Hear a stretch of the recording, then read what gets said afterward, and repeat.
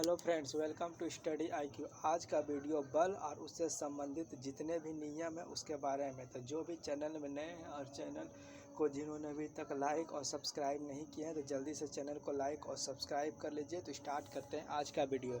आज का वीडियो का पहला चीज़ क्या है, बल का परिभाषा।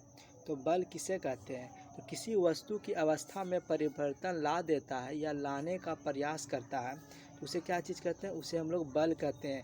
खींचते समय क्या होता है, अधिक बल का प्राप्ति होता है। जब किसी वस्तु को हम धक्का देते हैं या फिर खींचते हैं तो बल क्या चीज़ है, या एक प्रकार का धक्का देना है या फिर एक प्रकार का खिंचाव है।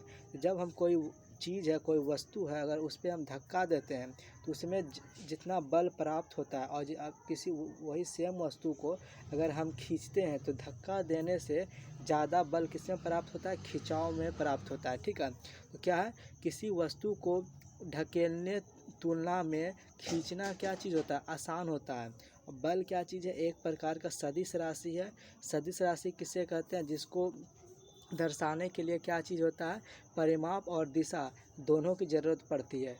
ठीक है, और बल का इकाई मात्रक क्या? बल का इकाई मात्रक न्यूटन है। और अगर यही पूछे कि बल का सीजीएस यूनिट क्या है तो सीजीएस यूनिट क्या हो जाएगा हमारा? डाइन हो जाएगा। तो चलते हैं आगे। क्या चीज़ है? 1 न्यूटन बराबर कितना डाइन होता है? 1 न्यूटन बराबर होता है 10⁵ डाइन। अगर यही बोले कि 1 डाइन बराबर कितना न्यूटन होता है तो 1 डाइन बराबर क्या होता है कि 1 डाइन अगर हम लिखते हैं यहाँ पर 1 डाइन बराबर, तो क्या ये 10⁵ है, ये कहाँ चला जाएगा? इस साइड चला जाएगा। तो उस साइड जाएगा तो क्या होगा? 10⁻⁻5 न्यूटन हो जाएगा। ठीक है, तो 1 न्यूटन बराबर 10⁵5 डाइन और 1 डाइन बराबर 10⁵5 न्यूटन हो जाएगा। चलते हैं नेक्स्ट क्या चीज़ है? बल के प्रकार। तो बल कितने प्रकार के होते हैं? तो बल 2 प्रकार के होते हैं। पहला होता है संतुलित बल और दूसरा क्या होता है? दूसरा होता है असंतुलित बल। संतुलित बल क्या चीज़ है? वह बल जो बराबर तथा विपरीत होता है तथा इस बल से गति में परिवर्तन नहीं होता है, लेकिन अधिक होने पर अवस्था में परिवर्तन हो जाता है। ठीक है, यहाँ पर क्या चीज़ होगा? संतुलित बल क्या होगा? कोई वस्तु है, इसमें 5 न्यूटन का बल हम राइट साइड लगा रहे हैं, 5 न्यूटन का बल, और उसके अपोजिट दिशा में, विपरीत दिशा में 5 न्यूटन का बल लगा रहे हैं। तो क्या चीज़ होगा? इस वस्तु में किधर भी गति नहीं होगा, मतलब कोई साइड गति नहीं होगा। ठीक है, तो यहाँ पर क्या होगा कि गति हमको प्रदान नहीं किया जा रहा है और दोनों साइड बराबर फोर्स लग रहा है, लेकिन विपरीत दिशा में फोर्स लग रहा है। तो इस टाइप का जो बल होगा उसको हम संतुलित बल बोलेंगे। और असंतुलित बल में क्या चीज़ होता है कि यहाँ पर क्या चीज़ था? संतुलित बल में सेम लगा रहे थे, यहाँ पर असंतुलित बल में क्या चीज़ होगा कि मान लिया सेम वस्तु है, अगर इधर हम 5 न्यूटन का फोर्स लगा रहे हैं तो इधर क्या चीज़ होगा? उसके विपरीत दिशा में हम कुछ अलग फोर्स लगाएंगे, मतलब असमान फोर्स लगाएंगे। तो असमान फोर्स माना कि कितना 10 न्यूटन लगाते हैं तो क्या हो जाएगा? 5 और 5 क्या हो जाएगा? एक 5 न्यूटन का हो जाएगा। अगर 10 को 2 भाग में डिवाइड करते हैं तो 5 न्यूटन का 2 हो गया। एक 5 और एक 5 से कट हो गया, तो परिमापी बल कितना बचा? परिमापी बल इधर 5 न्यूटन बचा। तो गति किस तरफ जाएगी? तो गति हमारा लेफ़्ट साइड की ओर, गति हमारा वस्तु जो है लेफ़्ट साइड की ओर, यानी कि 10 न्यूटन के तरफ गति करने लगेगा। तो इसका डेफिनेशन क्या चीज़ है असंतुलित बल का? असंतुलित बल वह बल है जो असमान तथा विपरीत होता है, मतलब असमान होगा। अगर एक तरफ 5 लगा रहे हैं तो दूसरा तरफ कुछ ज़्यादा भी लगा सकते हैं या भी कम भी लगा सकते हैं, लेकिन बराबर नहीं होना चाहिए। और दिशा क्या होना चाहिए? विपरीत होना चाहिए। तो अगर दिशा विपरीत है और अगर असमान बल लग रहा है तो जिस साइड ज़्यादा बल लगा हुआ रहेगा वस्तु क्या होगा? उसके तरफ गति करने लगेगा। ठीक है, तो क्या चीज़ है नेक्स्ट?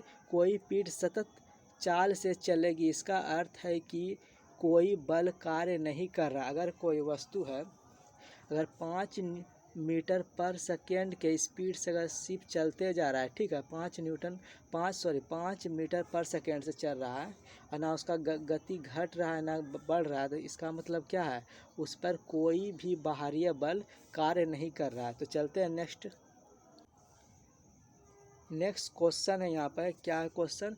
एक घोड़ा टांगे को खींच रहा है तो घोड़ा आगे बढ़ता है किसके कारण? तो इसका राइट आंसर क्या हो जाएगा? ऑप्शन नंबर डी, पृथ्वी द्वारा घोड़े पर लगाया गया बल के कारण क्या होता है, जब घोड़ा टांगे को खींचता है तो घोड़ा क्या करता है, पृथ्वी को पीछे की ओर ढकेलता है और पृथ्वी जो है उसके विपरीत दिशा में प्रतिक्रिया करके क्या होता है, वो घोड़ा को आगे की ओर ढकेलता है, जिसके कारण से क्या होता है, घोड़ा आगे बढ़ने लगता है। तो चलते हैं नेक्स्ट क्या चीज़ है कि न्यूटन जो है गति का जो नियम है वो न्यूटन ने दिया था।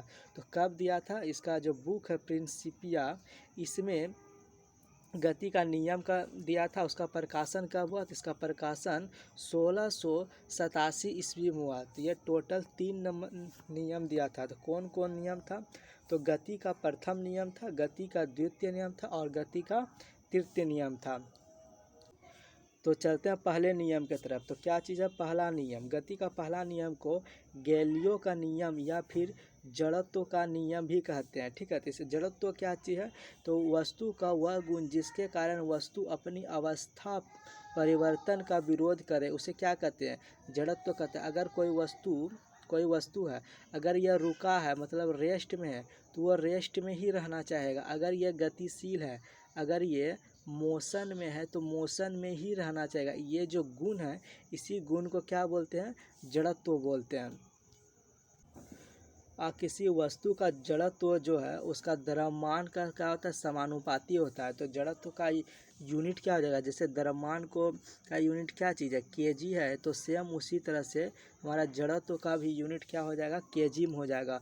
और जड़त्व वस्तु का द्रव्यमान और त्रिज्या पर क्या करता है, निर्भर करता है। और जड़त्व अपने अवस्था में परिवर्तन का अधिक विरोध करता है। तो चलते हैं इसके प्रकार के तरफ में। तो जड़त्व कितने प्रकार का होता है, तो जड़त्व 2 प्रकार का होता है। पहला है विराम का जड़त्व और दूसरा क्या चीज़ होगा, दूसरा होगा नीचे है दिया हुआ है, क्या है, गति का जड़त्व। तो पहले पढ़ते हैं विराम का जड़त्व। विराम का जड़त्व क्या चीज़ है कि यदि कोई वस्तु रुकी हुई है, यहाँ पर ध्यान दीजिएगा कि विराम है मतलब रेस्ट में, यानी कि रुकी हुई है, तो वह रुकी हुई ही रहेगी जब तक उस पर कोई बाहरी बल ना लगे। अगर कोई वस्तु रुका हुआ है, कोई वस्तु है ये रुका हुआ है, तो क्या चीज़ होगा, ये रुका हुआ ही रहेगा जब तक इस पर कोई हम बाहरी बल यूज ना करें। अगर हम बाहरी बल लगाते हैं तो फिर इसका क्या होगा, अवस्था में परिवर्तन हो जाएगा, ये गति करने लगेगा। लेकिन अगर कोई बाहरी बल नहीं लग रहा है तो ये रुका है, तो क्या हो जाएगा, रुका हुआ ही रहेगा। इस नियम को क्या बोलेंगे, विराम का जड़त्व बोलेंगे। इसका उदाहरण क्या चीज़ है, इसका पहला उदाहरण क्या है, दरी, कपड़ा तथा कंबल झाड़ने पर धूल कण का गिरना। तो क्या होता है कि कोई भी कपड़ा है या फिर कंबल है, उसमें क्या होता है, जो धूल कण लगे होते हैं, जब हम उसको झाड़ते हैं तो क्या होता है, कपड़ा कंबल या कुछ भी है सामान, उसको अगर झाड़ते हैं हम लोग तो क्या होता है, वो गति में आ जाता है। लेकिन उसमें जो धूल कण है वो क्या चीज़ होता है, वो अपने जड़त्व के कारण क्या होता है, वो रुका हुआ ही रहता है, वो रेस्ट में ही रहता है। तो क्या होता है, जब कपड़ा अचानक से गति में आ गया और धूल कण रुका हुआ है, तो धूल कण क्या होता है, कपड़ा से बाहर निकल जाता है। तो सेम चीज़ उसी तरह से दूसरा एग्जाम्पल क्या चीज़ है, अचानक गाड़ी को चलने पर यात्री का पीछे की ओर झुक जाना। तो होता क्या कि गाड़ी जब अचानक गति में आता है तो यात्री अपना जड़त्व के कारण क्या होता है, वो विराम अवस्था में ही बना रहना चाहता है, जिसके कारण से क्या होता है, वो गतिशील नहीं हो पाता है गाड़ी के साथ साथ, और वह क्या होता है, वो पीछे की ओर मुड़ जाता है, यानी झुक जाता है। उसी तरह से तीसरा क्या चीज़ है, कांच में पत्थर मारने पर टूटना तथा गोली मारने से छेद होना। और चौथा एग्जाम्पल क्या है, गिलास के ऊपर रखे कार्डबोर्ड पर रखा सिक्का गिलास में गिर जाना जब कार्डबोर्ड को अचानक खींच लिया जाता था। ये सारा एग्जाम्पल क्या चीज़ है, ये विराम का जड़त्व का एग्जाम्पल है। तो चलते हैं दूसरे नियम के अनुसार। तो गति का जड़त्व दूसरा क्या चीज़ है, गति का जड़त्व है। तो गति का जड़त्व क्या है कि वो विराम का जड़त्व में क्या होता था कि कोई वस्तु विराम के कारण क्या चीज़ होता था, वो विरोध करता था। यहाँ पर क्या है, गतिशील है, कोई वस्तु गति का जड़त्व है, तो इसमें क्या होगा कि कोई अगर वस्तु गतिशील है तो वो गतिशील ही रहेगी जब तक उसको रोकने के लिए कोई बाहरी बल ना लगे। ठीक है, वहाँ पर विराम का बात हो रहा था, यहाँ पे क्या चीज़ का बात हो रहा है, यहाँ पे गति का बात हो रहा है। तो इसका उदाहरण क्या चीज़ है, इसका उदाहरण क्या, अचानक गाड़ी के रुकने से यात्री आगे की ओर झुक जाना। जड़त्व विराम का जड़त्व में क्या था कि व्यक्ति का जो शरीर है ना वो विराम अवस्था में था, तो गाड़ी जब अचानक चलता था तो वो विराम अवस्था में ही रहना चाहता था, जिसके कारण से क्या होता था, शरीर पीछे की ओर झुकता था। यहाँ पर क्या है कि बस चल रही है, अगर अचानक से वो रुक जाए तो क्या होगा, शरीर हम जो है वो हम गतिशील ही रहेगा, लेकिन बस क्या हो गया, अचानक ब्रेक लगने से विराम अवस्था में आ गया, तो क्या होगा, ये गतिशील अवस्था को बनाए रखने के लिए शरीर क्या होता है, हमारा शरीर आगे की ओर झुक जाता है। उसी तरह से तेज़ी से दौड़ता हुआ धावक अचानक रुकता है तो वो गिर जाता है। और क्या है, लंबी कूद से पहले एथलीट कुछ दूरी तक दौड़ता है। ये सारा चीज़ क्या चीज़ है, यह गति का जड़त्व का उदाहरण है। तो चलते हैं, यहाँ पर क्या चीज़ है, एक इम्पोर्टेंट नोट दिया हुआ है।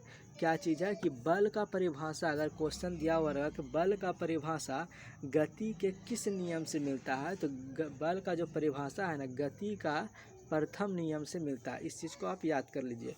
तो चलते हैं न्यूटन के गति का दूसरा नियम।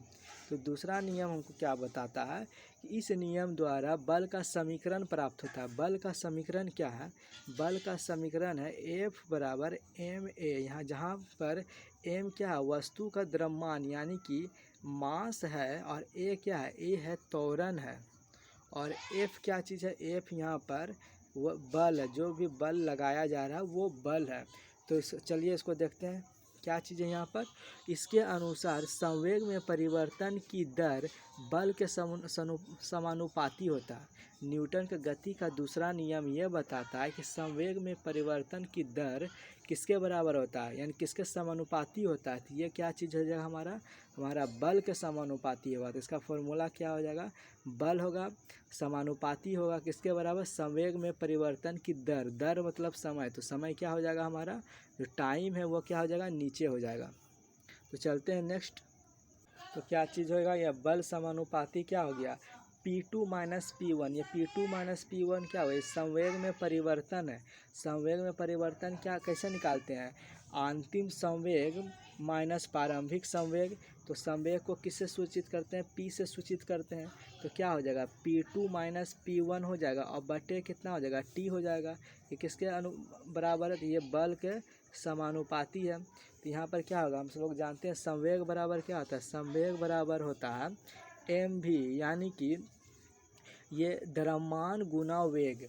संवेग किसे कहते हैं, द्रव्यमान तथा वेग के गुणनफल को क्या कहा जाता है, संवेग कहा जाता है। यहाँ पे P2 है तो यहाँ पे क्या आ जाएगा, V2 हो जाएगा। अगर यहाँ पे संवेग P1 है तो m और V1 हो जाएगा, ठीक है। तो यही चीज़ को क्या करेंगे, P1 और V1 यहाँ पे क्या किए, हम पुट कर दिए हैं। तो क्या हो गया, F समानुपाती mv2 माइनस mv1 बटे T हो गया, ठीक है। यहाँ पे बटा T हो गया। अब क्या करेंगे, यहाँ पे m कॉमन ले लेंगे। m यहाँ पे हम क्या किए, कॉमन ले लिए हैं, तो क्या चीज़ होगा, F समानुपाती क्या हो, किसके समानुपाती हो जाएगा, m ब्रैकेट के अंदर क्या होगा, V2 माइनस V1 बटे 2। अब हम एक चीज़ जानते हैं, त्वरण का क्या होता है, त्वरण को a से अगर सूचित करते हैं तो त्वरण क्या होता है, वेग में परिवर्तन की दर। यहाँ पे V2 क्या चीज़ है, V2 क्या हुआ, अंतिम वेग, और V1 क्या हुआ, प्रारंभिक वेग, और बटा क्या चीज़ है, समय है। तो यहाँ पे क्या चीज़ आ रहा है, वेग में परिवर्तन की दर है, ये पूरा क्या है, वेग में परिवर्तन की दर है, तो उसको हम क्या बोलेंगे, त्वरण बोलेंगे। यहाँ पर क्या चीज़ आएगा, यही क्या m तो कॉमन जो लिए थे वो दिया हुआ है, ठीक है। और यहाँ पर क्या होगा, V2 माइनस V1 बटे T। इसके बदले हम क्या लिख सकते हैं, यहाँ पर बदले क्या लिख सकते हैं, a लिख सकते हैं, यानी कि त्वरण लिख सकते हैं। तो बल का क्या फॉर्मूला आ गया, तो बल का फॉर्मूला क्या आ गया, ma, यानी कि m क्या चीज़ हो गया, द्रव्यमान हो गया, a क्या हो गया, त्वरण हो गया। तो चलते हैं दूसरे नियम के उदाहरण के देखते हैं। इसका उदाहरण क्या है, बड़े कील को अधिक गहराई तक धंसाने के लिए हथौड़े से अधिक चोट किया जाता है। दूसरा उदाहरण क्या चीज़ है, कराटे खिलाड़ी ईंट को तोड़ने के लिए अधिक चोट मारता है। और तीसरा एग्जाम्पल क्या है, टेनिस के गेंद की तुलना में क्रिकेट की गेंद से अधिक चोट लगता है। तो ये सारा चीज़ क्या है, न्यूटन के गति के दूसरे नियम का क्या चीज़ है, ये सारा उदाहरण है। यहाँ पर क्या चीज़ है, न्यूटन के गति से हमें बल का सूत्र मिलता है। दूसरा नियम से क्या होता है, बल का सूत्र मिलता है। पहला नियम से क्या हुआ था, बल का परिभाषा मिला था। तो यहाँ पर बल का सूत्र क्या हो जाएगा, F बराबर ma हो जाएगा। तो चलते हैं नेक्स्ट। हमारा नेक्स्ट क्या है, न्यूटन का तीसरा नियम। यहाँ पे तीसरा नियम क्या चीज़ होता है, यहाँ पे ये बोलता है कि प्रत्येक बल के बराबर तथा विपरीत दिशा में प्रतिक्रिया होती है। अगर किसी वस्तु है, कोई वस्तु है, उस पर अगर हम बल लगा रहे हैं तो वो वस्तु भी हमारे ऊपर सेम मात्रा में बल लगाएगा, ठीक है। तो इस नियम को क्या बोलेंगे, गति का तीसरा नियम बोलेंगे। जैसे कोई वस्तु है, उसमें अगर हम कोई बल लगा रहे हैं तो वो सेम मात्रा में बल लगाए, यानी कि हम वस्तु पे क्या कर रहे हैं, क्रिया कर रहे हैं कुछ मात्रा से, कुछ बल लगा करके। और क्या होगा, सेम मात्रा में क्या होगा, वो वस्तु हमारे ऊपर विपरीत दिशा में क्या करेगा, प्रतिक्रिया करेगा। तो इससे न्यूटन का गति से तीसरा नियम से यह पता चलता है क्या, कि बल हमेशा क्या होगा, जोड़ा में होगा, बल कभी अकेला नहीं होगा, ठीक है। बल हमेशा जोड़ा में होगा और क्रिया और प्रतिक्रिया दोनों अलग अलग वस्तुओं पर कार्य करेगा।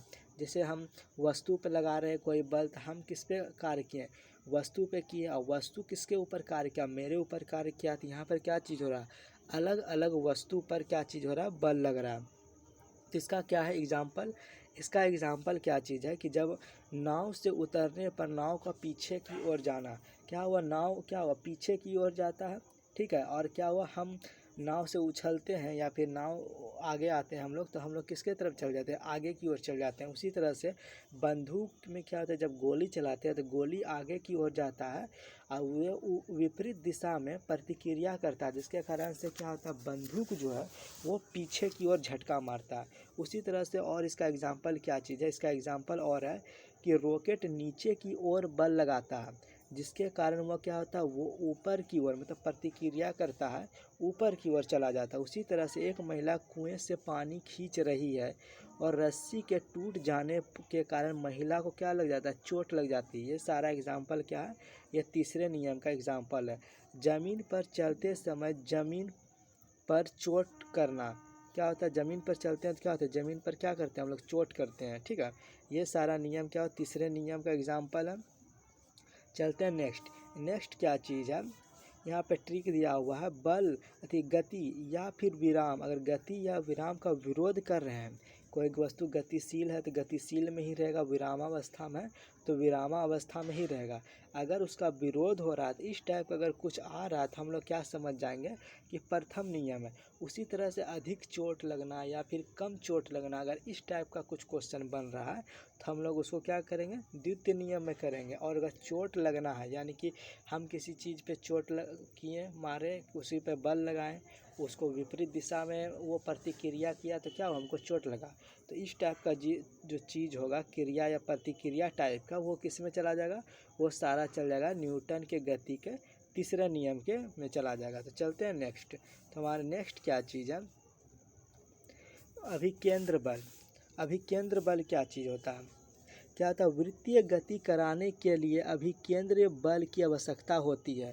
यह हमेशा केंद्र की ओर कार्य करता है, यानी कि पता क्या चलता है, अभिकेंद्र बल किस दिशा में कार्य करता है, तो अभिकेंद्र बल केंद्र की ओर कार्य करता है, मतलब केंद्र की दिशा में कार्य करता है, जबकि वेग बाहर की ओर कार्य करता है। अभिकेंद्र बल अंदर की ओर कार्य करता है और वेग जो है बाहर की ओर कार्य करता है। तो इसका एग्जाम्पल क्या चीज़ होगा, ग्रहों को घूमने के लिए अभिकेंद्र बल किससे मिलता है, गुरुत्वाकर्षण से मिलता है, ठीक है। गुरुत्वाकर्षण के कारण क्या होता है, ग्रहों जब सूर्य के चारों ओर परिक्रमा करता है तो उसमें जो अभिकेंद्र बल लग रहा है वो किसके कारण मिल रहा है, तो गुरुत्वाकर्षण के कारण मिल रहा है। उसी तरह से सड़क पर घुमाव के दौरान अभिकेंद्र बल किसके कारण मिलता है, तो यहाँ पे घर्षण के कारण मिलता है। यहाँ पे एक इम्पोर्टेंट पॉइंट दिया हुआ है कि घुमाव पर यदि गाड़ी तेज़ी से गति की जाए तो उसे अंदर का पहिया क्या होता है, उठ जाता है। इसी कारण से सड़क को अंदर की ओर झुका दिया जाता है ताकि पहिया उठे भी तो बराबर हो जाए और गाड़ी बाहर की ओर ना गिरे। जैसे कोई सड़क है, इस टाइप से घुमावदार सड़क है और गाड़ी बहुत स्पीड में, कोई भी गाड़ी है यहाँ पे, ठीक है, बहुत स्पीड में आ रहा है, तो ये क्या हो जाएगा, जब इसको मुड़ाएंगे तो क्या होगा, गाड़ी का जो ऊपरी हिस्सा है वो सीधा सरल रेखा में गतिशील होने का प्रयास करेगा, जिसके कारण से क्या हो जाएगा, उसका जो पहिया है वो तो इधर मुड़ने का प्रयास करेगा, लेकिन उसका जो ऊपर का हिस्सा है वो सीधा जाने का प्रयास करेगा, जिसके कारण से क्या होगा, जो अंदर का जो पहिया है वो क्या हो जाएगा, ऊपर की ओर उठ जाता है। इसी कारण से क्या करते हैं, ये जो बाहरी साइड जो है, सड़क का जो बाहरी साइड है उसको थोड़ा सा ऊंचा रखते हैं, और ये जो अंदर का साइड है इसको हम लोग क्या करते हैं, थोड़ा सा नीचे रखते हैं। जिसके कारण से क्या होता है, अगर स्पीड में गाड़ी को घुमाया जाए तो क्या होगा, अगर पहिया उठेगा भी तो क्या हो जाएगा, बराबर में आ जाएगा, जिसके कारण से गाड़ी क्या होगा, बाहर की तरफ क्या होगा, नहीं गिरेगा। तो चलते हैं नेक्स्ट। तो यहाँ पर क्या चीज़ है, अभिकेंद्र बल का फॉर्मूला क्या होता है, तो अभिकेंद्र बल का फार्मूला होता है एफ बराबर एम वी स्क्वायर बटे आर। यहाँ पे क्या चीज़ है, एम क्या चीज़, द्रव्यमान, भी क्या वेग है, और आर क्या त्रिज्या है। तो भी बराबर क्या होता है, भी बराबर आर ओमेगा होता है। यहाँ पर ओमेगा क्या चीज़ है, ओमेगा हमारा है कोणीय चाल है। तो क्या होगा, भी बराबर आर ओमेगा हम लोग पुट कर दिए।